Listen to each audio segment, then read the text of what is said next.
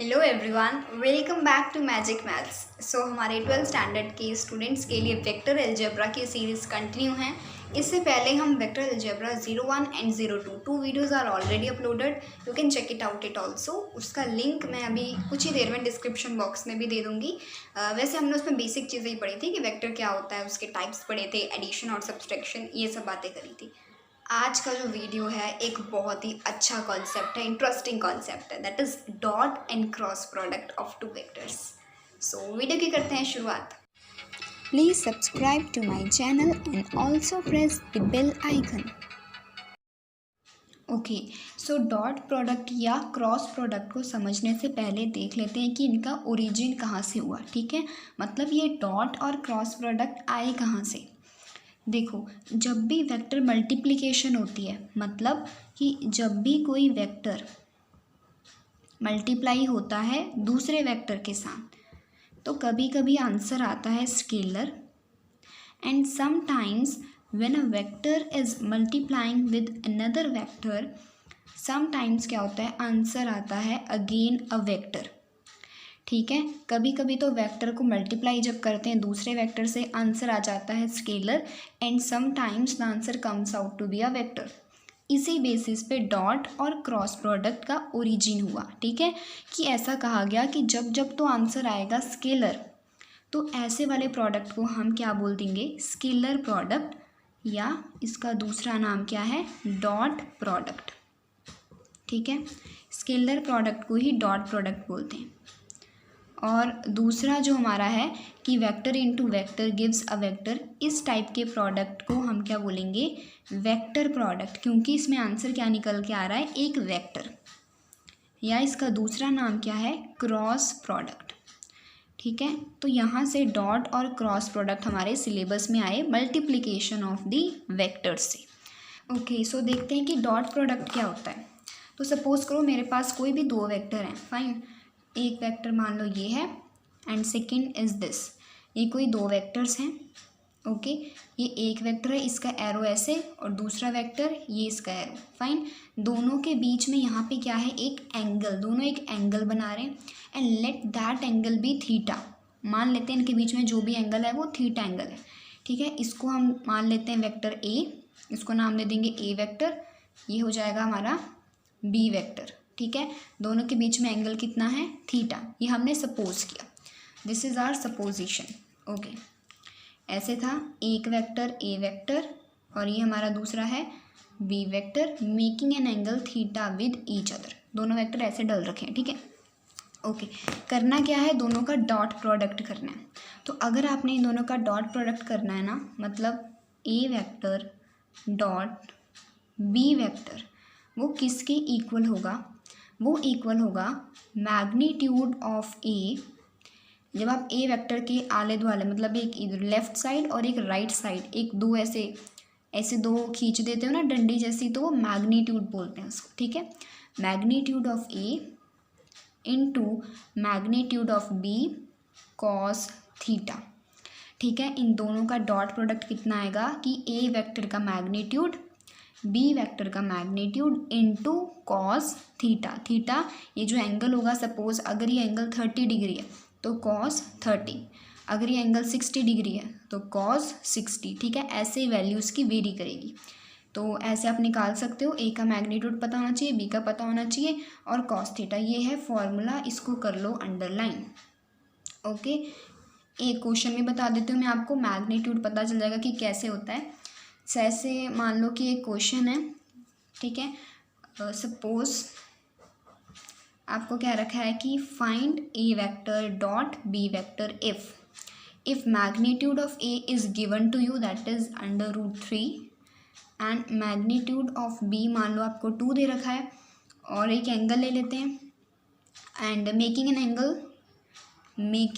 An angle of 30 degree with each other. Okay, so simple सा question है, ए vector dot B vector पता करना है या स्केलर प्रोडक्ट पता करना है। तो हम ये वाला फॉर्मूला लगाएंगे, according to this formula A vector dot B vector is equal to, देखो मैग्नीट्यूड ऑफ ए चाहिए हमको, तो ये हमको गिवन है, तो इसकी जगह हम यहाँ पे लिख देंगे √3, magnitude is given, magnitude of B भी चाहिए, वो भी आपको गिवन है 2, सो मल्टीप्लाई 2। आगे आपको चाहिए cos theta, multiply cos theta is 30 degree, so cos 30 degree. तो आंसर कितना आ जाएगा, 2 इंटू कॉस 30 होता है √3/2। ये कॉस 30 की वैल्यू, ठीक है, √3/2। सो 2 से 2 क्या, √3 into √3, answer is 3। So that is the scalar product. ये एक मैंने बहुत ही सिंपल सा क्वेश्चन लिया, सिर्फ जो ये कॉन्सेप्ट मैंने लिखा था इसको समझाने के लिए कि कैसे होता है। ओके, बात करते हैं कुछ इंपॉर्टेंट पॉइंट्स के बारे में डॉट प्रोडक्ट के, ठीक है। सो फर्स्ट मैंने यहाँ पे लिख रखा है एंगल, एंगल, ठीक है। इन केस ऑफ डॉट प्रोडक्ट, देखो मेरे पास कोई दो वेक्टर्स हैं, एक वेक्टर ये है, एक वेक्टर ये है, ठीक है। अभी इनके बीच में मान लो कोई भी एंगल है, ठीक है। मतलब मैं ये कहना चाह रही हूँ कि हम दोनों वेक्टर्स को ऐसे रख सकते हैं, इतना एंगल भी हो सकता है इनके बीच में, इतना भी हो सकता है, this is also okay, but this is not okay, ठीक है। मतलब जब दो वेक्टर्स इस पोजीशन पे है ना आपस में, अभी इनमें देखो एंगल कितना है, 90 डिग्री का एंगल है दोनों में, ठीक है। सो ऐसे हम दो वेक्टर्स को कभी नहीं रख सकते in case of dot product, क्योंकि डॉट प्रोडक्ट में अभी इसमें एंगल देखो कितना है, 90 degree, and according to the definition उसका जो फॉर्मूला है डॉट प्रोडक्ट का वो क्या है, यहाँ पे A vector dot B is mod of A mod of B cos theta. तो यहाँ पे जो थीटा हो ये 90 है ना, तो इधर आ जाएगा कॉस 90, और कॉस 90 कितना होता है, 0, फाइन। तो इधर आ जाएगी वैल्यू आपकी 0, ठीक है। अब 0 को आप इसके चाहे मैग्नीट्यूड से मल्टीप्लाई कर लो तब भी आंसर 0 ही आएगा, fine. So in case of dot product two vectors can never be aligned in such a situation. ऐसे वो कभी भी नहीं हो सकते क्योंकि इनके बीच में एंगल 90 डिग्री है, और जब हम अपने फॉर्मूले में इन दो वेक्टर यहाँ पे कॉस 90 लिखेंगे, पूरा आंसर क्या आ जाएगा, 0, ठीक है। So case is of angle की डॉट प्रोडक्ट में आप ऐसे रख सकते हो वेक्टर्स को, this is okay, again it is okay. अगर हम ऐसे रखें, देखो अगर ये सिचुएशन बनाएं, इस टाइम दो वेक्टर्स के बीच में एंगल कितना है, 180 डिग्री, एंड कॉस 180 इज़ -1, ठीक है। मतलब ये पोजीशन भी ओके है, ये भी ओके है, ये भी ओके है, मतलब 0 नहीं होना चाहिए बस। अब ये देखो ये फिर से नॉट ओके हो गया, ठीक है। ऐसे नहीं रख सकते क्योंकि अगेन इन 90 डिग्री आ गया, बट इन अपोजिट डायरेक्शन। पहले वो ऐसे था, सीधा था, अब उल्टा हो गया, ठीक है तो 90, तो अभी भी हम इसको ऐसे दो वेक्टर्स को ऐसे अलाइन नहीं कर सकते। बाकी जितना मर्जी आपको एंगल बनाना है, आपकी मर्जी, जितना मर्जी छोटा करो बड़ा करो, बट 90 मत रखना। ये बात थी हमारे एंगल की, दैट कि 90 डिग्री का एंगल होगा, या दूसरा हो जाता है आपका 270 का एंगल होगा। इन दोनों में ही हमारा डॉट प्रोडक्ट क्या आएगा, 0। Dot product is 0 in both the angles, fine. दूसरा मैंने लिख रखा है कॉम्यूटेटिव। नाउ कॉम्यूटेटिव का मतलब होता है, सिंपल सा समझ लो, अदला बदली।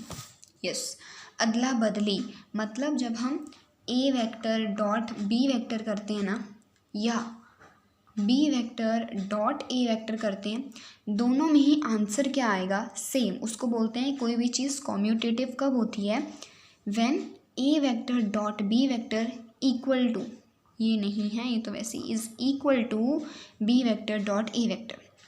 अगर दोनों क्वांटिटीज़ आपस में इक्वल हैं, इसको नॉट इक्वल मत समझ लेना, ठीक है, वो मैंने वैसे ही लगा दी थी, मैं फिर से बता देती हूँ।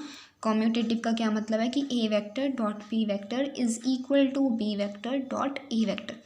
मतलब अगर आप 4 × 5 करते हो, आंसर कितना आता है, 20, और जब आप 5 × 4 करते हो, आंसर इज़ अगेन 20। कोई फ़र्क थोड़ी है, आगे पीछे कर दो चाहे आप टर्म्स को, है ना। तो वही है कॉम्यूटेटिव, मतलब अदला बदली करेंगे तब भी वो सेम ही रहेगा।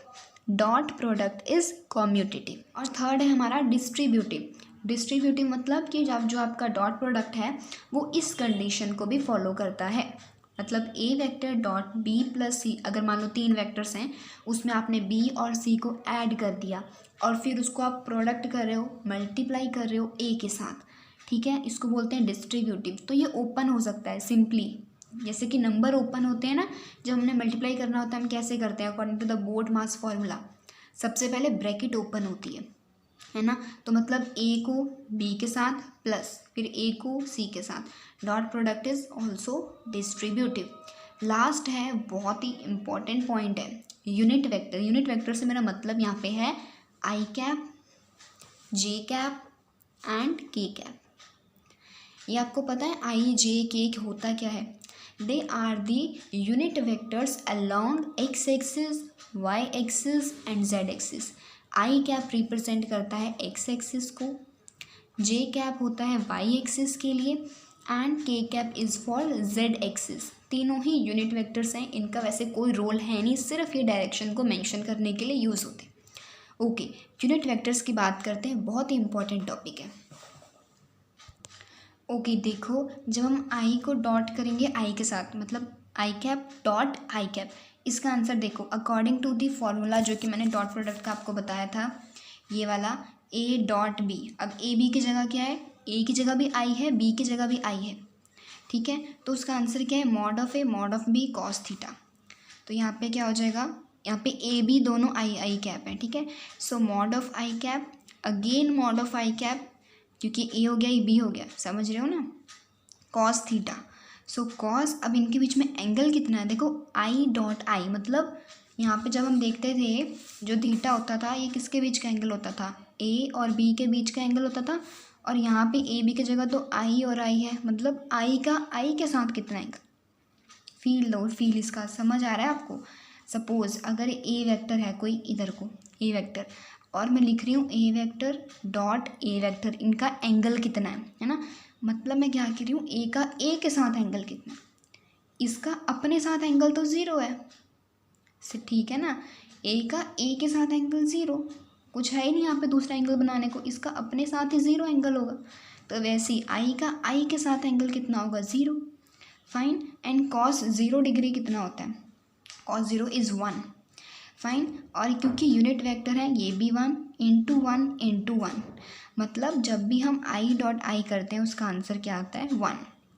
अगर आप जे डॉट जे करोगे उसका भी आंसर 1 ही आएगा, क्योंकि वहाँ पे हो जाएगा फिर जे का मॉड, अगेन जे का मॉड कॉस 0 डिग्री, क्योंकि जे जे के साथ भी 0 एंगल बनाता है। आगे के का करोगे, के साथ भी 0 ही बनाता है।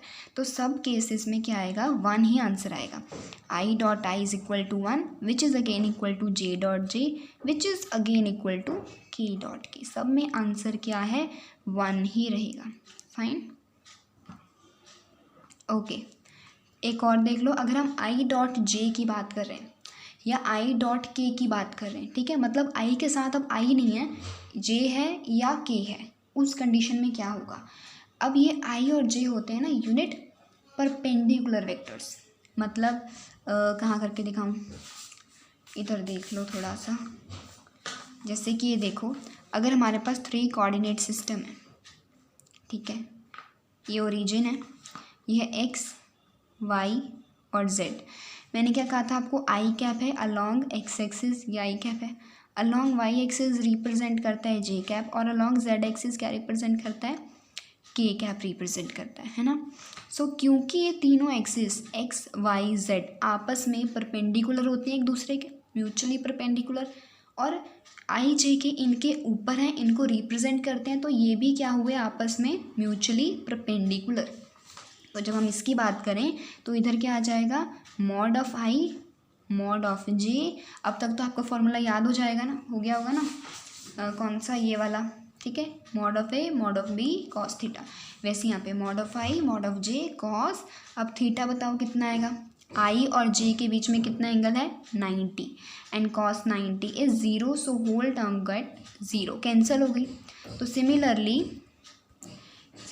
चाहे वो आई डॉट जे आ जाए, जे डॉट के या के डॉट आई, सब में ही क्या होगा? आंसर 0, क्योंकि सभी एक दूसरे के साथ, इनमें एंगल 90 है, इन दोनों का आपस में एंगल भी 90, इनका भी 90, तो दैट इज़ ऑल्सो 0। सो बहुत इंपॉर्टेंट बात थी कि अगर ये अपने आप से मल्टीप्लाई होते हैं तो 1 आंसर आता है, एक दूसरे से मल्टीप्लाई होते हैं तो 0 आंसर आता है। ओके, सो अब बात करते हैं क्रॉस प्रोडक्ट की। So again the same concept. Suppose करो मेरे पास क्या है? 2 वेक्टर्स हैं। Fine, this is 1 vector and this is another vector making an angle theta with each other. मान लो कोई 2 वेक्टर है, वेक्टर ए वेक्टर बी, दोनों के बीच में एंगल कितना है? थीटा एंगल है। Okay, this is vector A, this is vector B making an angle theta with each other. So अगर हम अब बात करें इनके क्रॉस प्रोडक्ट के बारे में, मतलब ए वेक्टर क्रॉस बी वेक्टर। अब यहाँ पे ये मल्टीप्लाई नहीं बोलना, जब हम करते हैं ना 4 × 5, ये साइन मल्टीप्लाई का होता है, ठीक है। बट अगर यहाँ पे ऊपर आपने वेक्टर डाल दिया तब ये मल्टीप्लाई नहीं है, इसको हम क्या बोलेंगे, cross. A vector cross B vector is equal to mod of A या magnitude of A into magnitude of B sine theta, ठीक है, साइन थीटा, और साथ में आएगा N cap. This is the expression of the cross product, underline कर लो। Okay, सो यहाँ पे साइन थीटा ये वाला एंगल है, एन कैप क्या है यहाँ पे, ये अलग सी चीज़ है, ये ना जो डॉट प्रोडक्ट था उसमें पिछले में था कॉस थीटा आपका, है ना, यहाँ पे साइन थीटा भी आ गया और साथ में एन कैप भी आ गया। Now n cap is the unit vector, इसका कोई रोल नहीं है एन कैप का, ये सिर्फ और सिर्फ डायरेक्शन को स्पेसिफाई करता है। क्या करता है, सिर्फ और सिर्फ डायरेक्शन को स्पेसिफाई करता है। क्योंकि देखो क्रॉस प्रोडक्ट मैंने अब जो आपको पिछली बार पहला बताया था, सबसे फर्स्ट में बताया था ये वाला कि जब वेक्टर इनटू वेक्टर होता है तब जाके क्रॉस प्रोडक्ट मिलता है ना, तो आंसर क्या आता है उसका, मतलब जो क्रॉस प्रोडक्ट है उसका आंसर क्या आता है, एक वेक्टर आता है, ठीक है। क्रॉस प्रोडक्ट का आंसर आता है एक वेक्टर। सो इसको एक वेक्टर बनाने के लिए इसको डायरेक्शन देना ज़रूरी है, क्योंकि वेक्टर क्या होता है, जिसमें मैग्नीट्यूड हो और डायरेक्शन हो। इतना इधर तक इसका मैग्नीट्यूड है, डायरेक्शन देने के लिए हमने एन कैप लगा लिया। एन कैप का वैसे कोई रोल नहीं है, सिर्फ और सिर्फ डायरेक्शन के लिए, और जो एन कैप है ना वो ए और बी दोनों के ही परपेंडिकुलर होता है। Now this is N cap, A और बी दोनों के ही परपेंडिकुलर होता है। Okay, now some important points about the cross product, ठीक है। जैसे उसमें हमने सबसे पहले लिखा था एंगल, इसका भी एक एंगल का केस है कि किस कंडीशन पे हमारा क्रॉस प्रोडक्ट ज़ीरो हो जाता है। Okay, again suppose I have this two vectors, okay, तो इन दो वेक्टर को हम ऐसे रख सकते हैं, ऐसे भी रख सकते हैं। अब क्योंकि क्रॉस प्रोडक्ट है ना, तो इसको 90 डिग्री पे भी हम रख सकते हैं, कोई प्रॉब्लम नहीं है। यस, कोई भी प्रॉब्लम नहीं है। क्यों, क्योंकि देखो अगर आप 90 पे रखोगे तो इधर आएगा sine 90 in the case of cross product, और साइन 90 होता है 1। सो कोई प्रॉब्लम नहीं है, ज़ीरो नहीं आ रहा है। ज़ीरो कब आएगा, साइन ज़ीरो कब होता है, साइन ज़ीरो होता है 0 डिग्री पे। मतलब इनको आप जैसे मर्जी रखो, कोई प्रॉब्लम नहीं है, बस आप इनको ऐसे नहीं रख सकते। इस टाइम पे क्या हो रहा है, दोनों ही एक डायरेक्शन में, both the vectors are lying in the same direction. इस टाइम पे इन दोनों के बीच में एंगल जो है वो 0 डिग्री। अगर सेम डायरेक्शन है तो एंगल हो जाएगा 0 डिग्री। तो जब हम यहाँ पे लिखेंगे sine 0 degree, sine 0 is 0, whole term get 0, ठीक है। तो 0 डिग्री ऐसे नहीं रख सकते हम दो वेक्टर को। सेकेंडली एक और चीज़ है, अगर 90 डिग्री पे तो रख सकते हैं, ठीक है, आराम से रखो 90 डिग्री पे, कोई प्रॉब्लम नहीं है। एक हम ऐसे भी नहीं रख सकते इन दोनों को, देखो anti parallel, exact opposite to each other ऐसे भी नहीं रख सकते, क्योंकि इस टाइम पे दोनों में एंगल कितना है, 180 डिग्री, ठीक है, 180 डिग्री एंगल है। एंड अगेन अगर बात करें क्रॉस की, इधर आएगा sine 180, that is also 0। So 2 conditions हैं, 2 एंगल्स हैं जिसमें आपका जो क्रॉस प्रोडक्ट है वो 0 आता है, at 0 degree and at 180 degree cross product is 0, cross product is 0। Okay, second बात करते हैं कॉम्यूटेटिव की। मैंने पिछले में आपको बताया था डॉट प्रोडक्ट में कि कॉम्यूटेटिव का मतलब होता है अदला बदली। सो अगर बात करें इन the case of cross product, मतलब ए वेक्टर क्रॉस बी वेक्टर, और दूसरा इसके अगर अदला बदली कर दें, उल्टा दें इसको, मतलब b vector cross A vector, these 2 terms are not equal. Yes, ये दोनों आपस में इक्वल नहीं है, मतलब जो क्रॉस प्रोडक्ट है वो कॉम्यूटेटिव लॉ फॉलो नहीं करता। हाँ, डॉट प्रोडक्ट में दोनों इक्वल थे, a dot b equal to b dot a था, बट क्रॉस में ये इक्वल नहीं है। Okay, third is the distributive. अब जैसे उसका था ना डॉट प्रोडक्ट का, वो तो डिस्ट्रीब्यूटिव लॉ फॉलो करता था, वैसे ही क्रॉस है, क्रॉस डिस्ट्रीब्यूटिव को फॉलो करता है बट कॉम्यूटेटिव को नहीं करता। डिस्ट्रीब्यूटिव को फॉलो करता है मतलब कि अगर ए वेक्टर क्रॉस करें बी प्लस सी, सो ये सिंपल अंदर मल्टीप्लाई हो जाएगा, मतलब ये हो जाएगा ए क्रॉस बी प्लस ए क्रॉस। वैसे कुछ खास नहीं है इसमें, ऐसे ही लॉ है, 1 मार्क का क्वेश्चन आ सकता है कि whether the cross product follow distributive और नॉट, ठीक है, बस ऐसे ही है, कुछ खास नहीं है। This is the important and this also important. अब लास्ट है यूनिट वेक्टर। यूनिट वेक्टर का केस बहुत ही अच्छा केस है, आई जे के का केस है इन the case of cross product. मतलब बात कर लेते हैं आई क्रॉस आई, ठीक है, जब ये आपस में हो रहे हैं आई क्रॉस आई या जे क्रॉस जे या के क्रॉस के, मतलब अगर आप इन यूनिट वेक्टर को उनके खुद के साथ ही मल्टीप्लाई कर रहे हो, क्रॉस प्रोडक्ट कर रहे हो, तो क्या आंसर आता है। तो आई क्रॉस आई का केस लेते हैं। According to this formula, according to this formula इसमें ए और बी को क्या है, ए और बी दोनों ही क्या है, आई आई, ए भी आई है बी भी आई है। ओके, सो आंसर क्या था, mod of A mod of B sine theta n cap, है ना। तो मॉड ऑफ ए यानी कि mod of i, again mod of i, then sine theta. अब देखो आई का आई के साथ कितना एंगल है, पिछले में समझाया था डॉट प्रोडक्ट में, किसी भी चीज़ का खुद के साथ ही एंगल होता है ज़ीरो।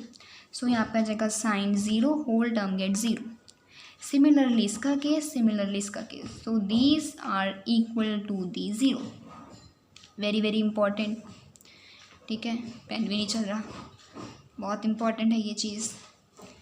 ओके, अब देखते हैं आई क्रॉस जे के साथ इनका क्या लिंक है। ओके, सो देखो यूनिट वेक्टर के लिए मैंने यहाँ पे 6 क्वांटिटीज़ लिख रखी हैं, क्योंकि इसमें अलग अलग आंसर आता है आपको समझाने के लिए। देखो ये चीज़ समझने के लिए ना आपको ये समझना पड़ेगा पहले, ये जो मैंने राउंड राउंड लग रखा है 3R हम सबको पता है, 3R reduce, reuse and recycle. उसका आपने डायग्राम, मतलब जब उसकी पिक्चर आती है चाहे गूगल पे देख लेना, वो ऐसे बनाया जाता है ना, एक साइक्लिक फॉर्म में बनाया जाता है। उसी चीज़ को याद रखते हुए आपने ये बनाना है आई जे के। देखो आपने देखना है ना, जैसे यहाँ पे आई क्रॉस जे है, मतलब आई के बाद जे आ रहा है, तो एरो की डायरेक्शन भी आई टू जे जा रही है। हाँ सही है, डायरेक्शन सही है, तो आंसर क्या आ जाएगा, सिंपली के आ जाएगा, के कैप। और अगर यहाँ पे बात करें जे क्रॉस आई, मतलब ये जे से आई, मतलब जे पहले है ना, तो इनके अकॉर्डिंग क्या हो रहा है कि जे से आई जा रहे हैं, जे से आई, सो ये तो हमारे एरो की डायरेक्शन के ऑपोजिट है, मतलब इस टाइम पे आंसर क्या आएगा, नेगेटिव ऑफ के cap. This is very very important. एक दो एग्जांपल और देखो, के क्रॉस आई की बात करें, ये कहाँ से जा रहे हैं, के से आई, के से आई जा रहे हैं, क्या हम भी के से आई जा रहे हैं, हाँ हमारी एरो की डायरेक्शन में वही है, के टू आई, मतलब ये ठीक है, और इसका आंसर आएगा जे कैप। फाइन, मतलब जिनका आप क्रॉस कर रहे हो ना, उन दोनों को छोड़ दिया करो, उन दोनों को छोड़ दिया करो ऐसे, और जो थर्ड वाला बचा वो उसका आंसर होता है। फाइन, जैसे अब आई क्रॉस के, ये कहाँ से जा रहे हैं, आई से के, आई से के, है ना, आई से के, सो ये तो ऑपोजिट हो गया, हमारे एरो की डायरेक्शन तो हमें के से आई बता रही है, बट ये कहाँ से जा रहे हैं, आई से के, आई से के, सो ऑपोजिट हो गया, तो यहाँ पे आंसर आएगा माइनस जे कैप। अगेन देखो जे क्रॉस के, ये मतलब जे से के, जे से के, हाँ बिल्कुल सही है, हमारे एरो की डायरेक्शन भी वही है, so answer is I cap. But यहाँ पे देखो के क्रॉस जे, के से जे जा रहे हैं, के से जे नहीं, ये तो ऑपोजिट हो रहा है, के से जे थोड़ी, हमें तो जे से के जाना चाहिए, सो ये नेगेटिव ऑफ आई कैप आ जाएगा। ओके, सो ये बात थी यूनिट वेक्टर की कि कैसे हम आई क्रॉस आई और आई क्रॉस जे का पता लगाते हैं। Okay, so hope you like the video.